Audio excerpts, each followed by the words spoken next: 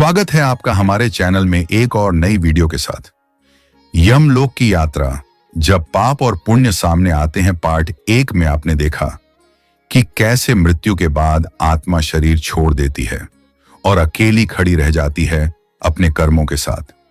अब शुरू होता है उस सफर का दूसरा चरण, जहां कोई झूठ नहीं चलता, कोई बहाना काम नहीं आता और कोई रिश्ता बचाने नहीं आता। अंधकार का रास्ता, श्मशान की आग बुझ चुकी थी।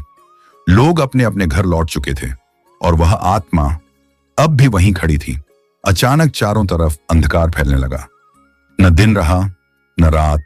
एक ठंडी सिहरन भरी हवा चली। आत्मा को ऐसा लगा जैसे किसी ने उसे पीछे से पकड़ लिया हो।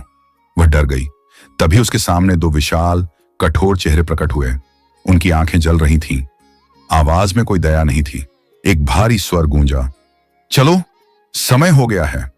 आत्मा कांप उठी। आत्मा ने कहा, कहां?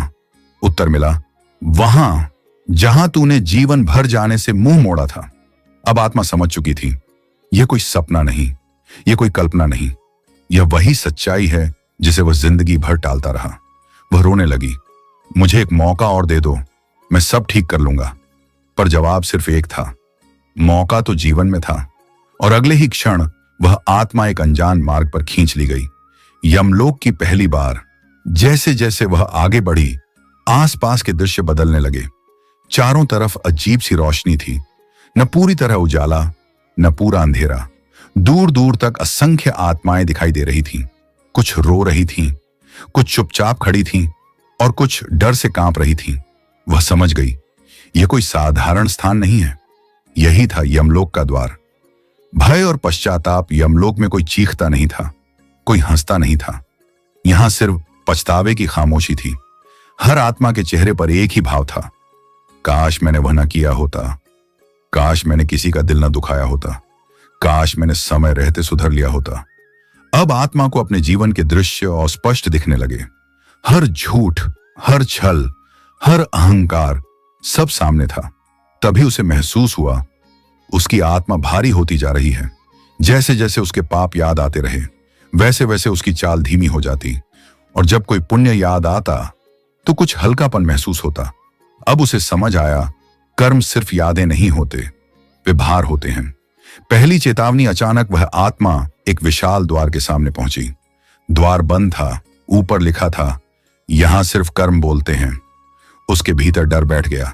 एक गंभीर स्वर सुनाई दिया, तू वही है जो जीवन में खुद को सही समझता था? आत्मा झुक गई। उसके पास अब कोई उत्तर नहीं था। अब उसके सामने उसके जीवन के कर्म एक एक करके आने लगे।